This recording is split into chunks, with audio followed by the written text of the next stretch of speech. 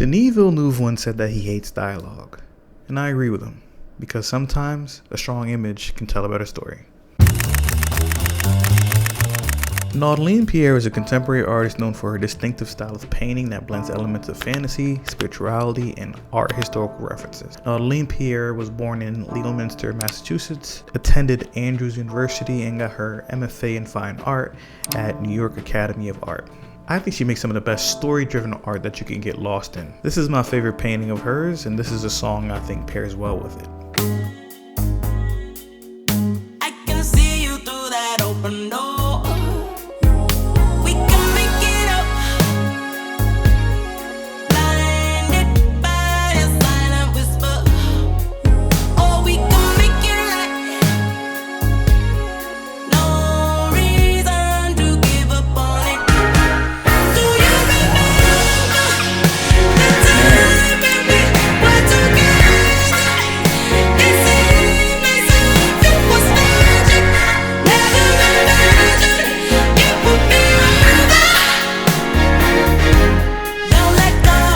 This record is called Magical by Laura Mvula, and as you can see, she has a very, very distinct texture to her voice. She has a very distinct voice in general, and that's why I think it pairs well with this painting. This painting is called The Dance of the Mythics by obviously Naudline Pierre.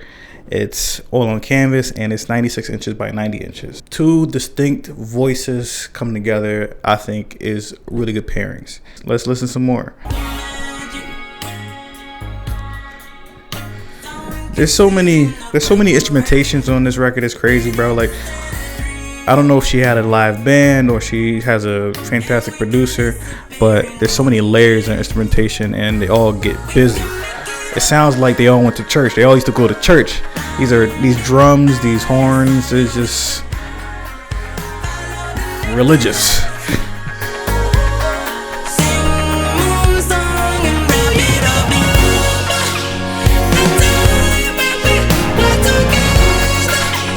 And when the chorus comes in, it just kicks you in the chest.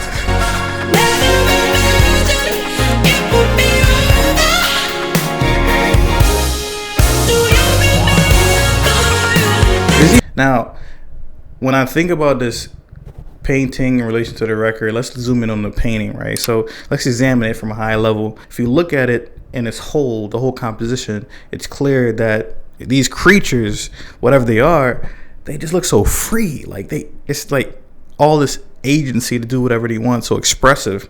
They look like they don't have to wake up at 7:30 in the morning, feed their cat, make a cup of coffee, go in their car, drive 40 minutes to their job, and then realize that they forgot their cup of coffee on their dining room table. They just look so free. No limit to the fantasy of magical, a technical romance, run into a planetary paradise. I'm definitely getting 70s funk, 80s yacht rock. Like when Laura sings, like she's yelling at the listener, it's like you get a reminiscence of those genres, of those time periods.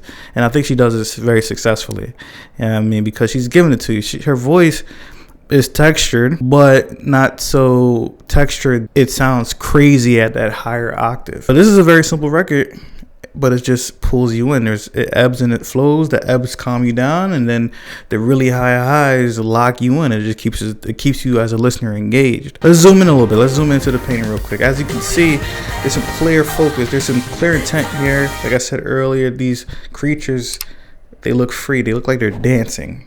You know what I mean? They look like they're in motion. They're like going in a circle, free flowing. In my opinion, it's very readable that they're dancing. They're dancing in a circle, and they're going in a specific motion, which is clockwise. And I think very cleverly or very intentionally, Naudline, based on the direction that they're facing, the direction that their arms or their wings are pointed towards, we as a viewer can easily digest that and receive that. And obviously, the title is Dance of the Mythics. I think she was very successful in that, getting that across.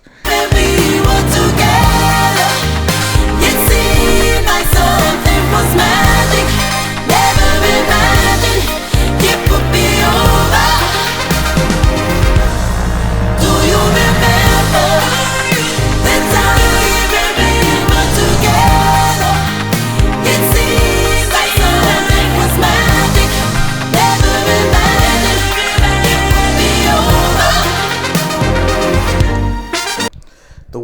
lucky that I can't sing. In the lyrics, she says, "Do you remember the time we were together? It seemed like something was magic. Never imagined it would ever be over." Those are some pretty sad lyrics. But it's crazy because the song feels upbeat. I mean, kind of weird.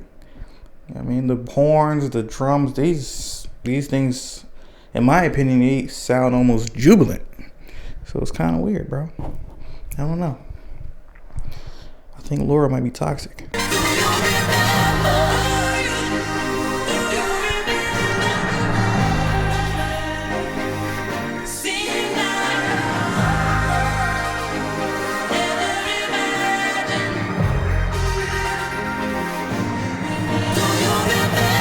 Then at the end, it just feels like an orchestra.